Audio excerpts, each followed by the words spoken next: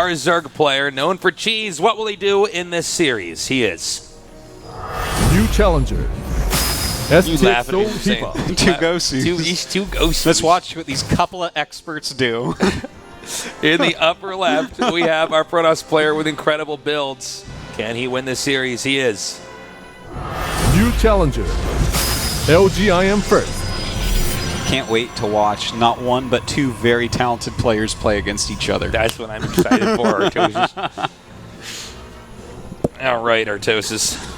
You're still a little bit sick. You got a little bit of a cough just there. a tiny, like I feel so much better now That's than I good. did. But yeah, I wasn't feeling too well. That's for a what little sucks about just getting sick is, I mean, people just get... You cannot not get sick every once in a while. bit. Yeah, yeah. That doesn't actually happen. Now, look at the pylon placement here by first, plus a really quick scout. So this should be a gateway expand Yep. off of just a gateway. Looks like it. Yeah, and look, Hiva is doing that exact build that Sulky did. And this will actually change the build for first. He's going to scout this gas, and he is going to go ahead and tech up, grab his... In fact, he's going to probably have to go for, like, to be super safe, a 3-gateway expand. If he wants to make 100% sure that he doesn't die. that we were all doing in the beta. Of wings, yeah. yeah, of wings, excuse me, yeah, not of Heart of the Swarm. But yeah, I'm not at all surprised that Hiva did this build on this map. This is like a blind hard counter to a gateway expand, and as I was saying on Anaconda, like if Anaconda became a standard map in the map pool, this is the type of gateway expand we'd see, the one walling at the ramp, because you're going to be able to hold on against this. You have a wall, the Lings can't get in, and you laugh as the Zerg has wasted his entire economy. No kidding, man. Well, it's actually quite pool fun. is done, and the core is on the way. Now, this is going to be a very unusual PvZ if you just started watching StarCraft 2 compared to what you're used to seeing. Yeah, this is going to look like... they both opted to open up a certain way, discovered that the ways they were opening up couldn't be used. They had to shift gears to something else. This is like 2.5 years ago is what we're watching right now. Love this. Hide that probe. The Lings are going to be pretty busy. We'll see if he ends up finding him. And look, he's not even... It looks like Hiva may go ahead and expand because his Overlord kind of did scout what was going on and realizes that he's not breaking through there. Well, he's not going to be mining any more gas for a little bit, but Link speed is on the way. He will get map control with these Zerglings. I will bet you, Tasteless, I think we're going to see Hiva do a little plume of Lings after a few more drones, just to make sure that he can deny a very fast Nexus still. Yeah, what Protoss is probably going to have to end up doing is getting 2 more gateways and trying to push out with sentries and a zealot onto the low ground, secure that Nexus. But you got to be careful because mass Lings can come over there and start attacking that Nexus that's making and force a cancel. Yeah. And there they are. Look at that. What do you know? Well, this is going to make first completely safe. As long as he waits for those gates to finish. It looks like he wants to put on some pressure, perhaps, but I think that's probably going to end up getting scouted. So. Well, he sees the Lings also have speed here. Yeah. Whereas the Lings are trying to go some quick layer or something else with that gas. So if Hiva doesn't look for a pylon now after seeing that guy come down, that's really weird. Yeah. And not only just really weird, it's also really bad. Yeah. He's keeping all his Lings together. Which I'm a little bit confused. Like, I really feel like those 4 Lings should have split up by now. I agree. Check around the map, see what's there. Well, he's just droning up behind. Little does first know he could have warped in some Zealots over there and done some potential damage.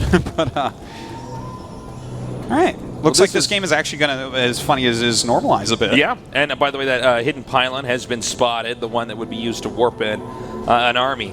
And, okay, so that's really good because First was actually starting to move out towards that. And if he had done so and actually gotten a full warp in there, that would have been deadly. Now, we have a bunch more Lings. He is going up to about 18, it looks like. But with 3 gates, unless First really blunders this, he should be able to hold. He's going to need to make more structures over here at the entrance, which he's doing right now. One more up there, and actually he can just very easily hold off the mass Lings. Yeah. There's not much to it. Again, it will have to be a pretty big blunder to let this out. In fact, he doesn't even want to lose that probe, and almost doesn't, but kills quite a few Lings. Now, he's using the mothership core out here on the map to spot to see if there's any waves of Lings heading towards his base, so he can preempt those force fields a little bit better. Yeah. Now, he is going up to 5 gateways right now, and we never, ever see gateway expands into 5-gate attacks anymore. This is the oldest build that I can even think of right now. I think so. This is such an antique build that we're seeing. But will he actually do an attack with it? Because it is very powerful.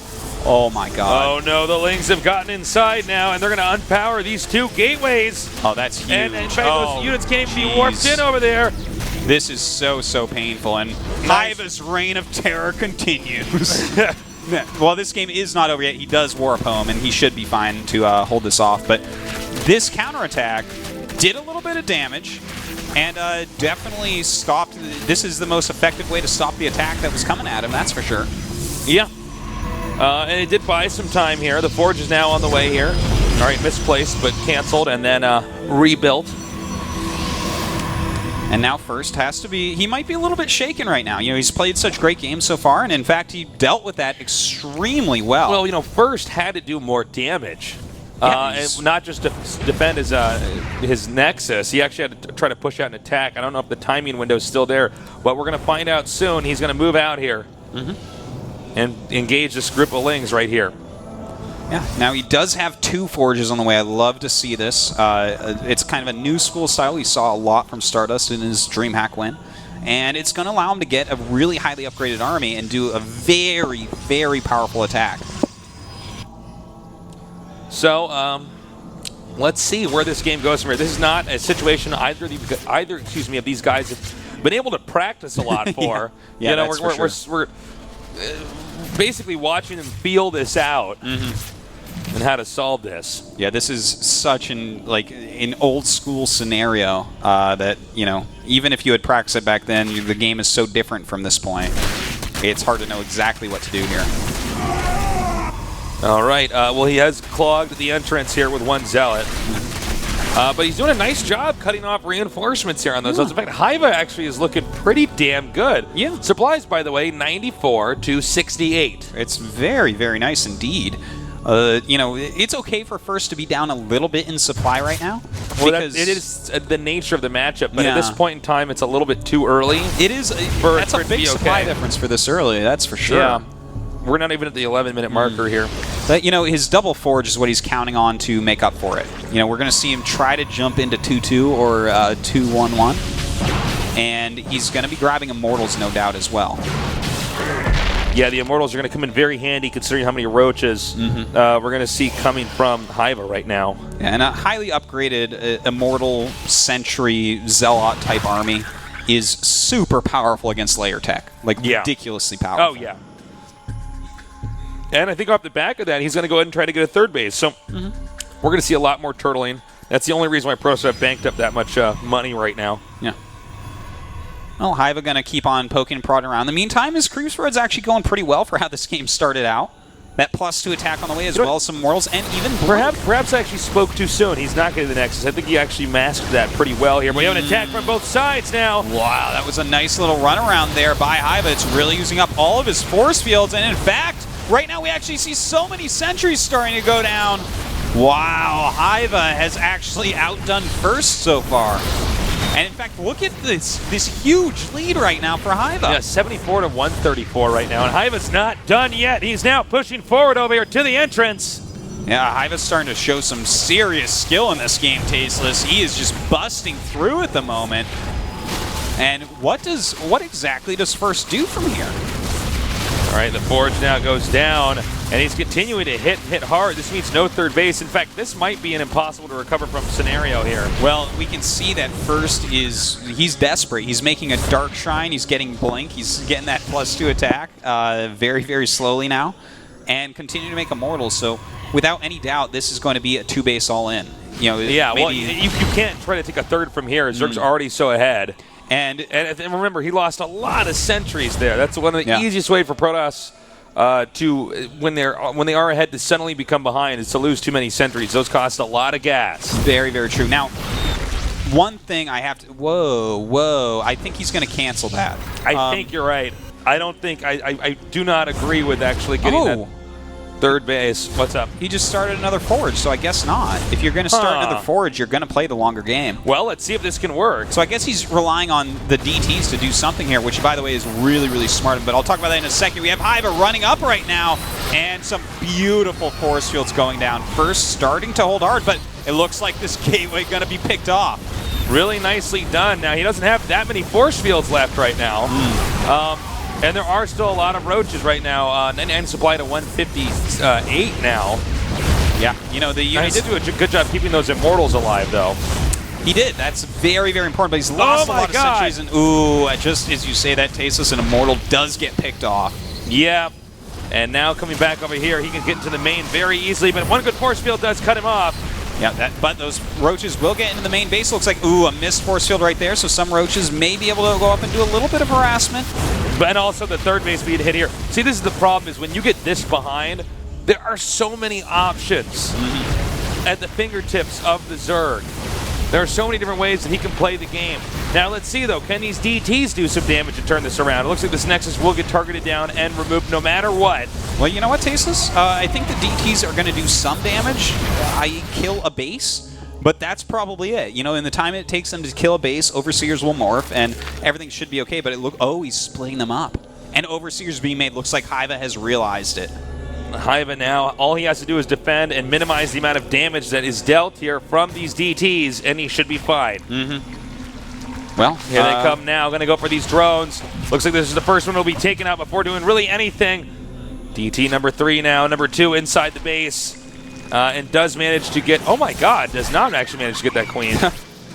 And that's a pretty big blow. And the follow-up for this is going to be first just doing an all-in. Yeah, there's nothing else really left to him. He's going to have to make nothing but stalkers, and the problem is there's going to be a lot of lings. And 8 sentries will hold off against lings for a while, but not really all that long, especially with mutas bearing down on them. All right. It looks like now First is moving out of his base, but I would not say that he has map control here. In fact, these mutas going to back up, waiting for the rest of the Zerg army to get in here.